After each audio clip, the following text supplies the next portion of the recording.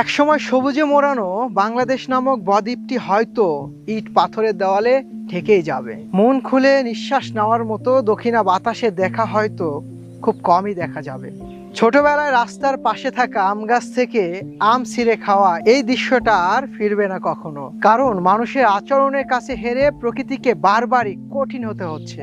দর্শক, শিল্প বিপ্লবের এই আবর্জনাগুলো যেন প্রকৃতি আর কৃষিকেই বয়ে নিয়ে না বেড়াতে হয়, শুধুমাত্র কৃষককেই যেন এর সব থেকে বেশি মূল্য চুকাতে না হয়, এই জন্য এই পদক্ষেপটি আমাদেরই নিতে হবে। চারিদিকে বৈশ্বিক উষ্ণায়ন প্রতিনিয়তই অতীতের সব রেকর্ড ভেঙে ফেলছে, আর সরাসরি এর প্রভাব পড়ছে কৃষক এবং তার ফসলের উপর।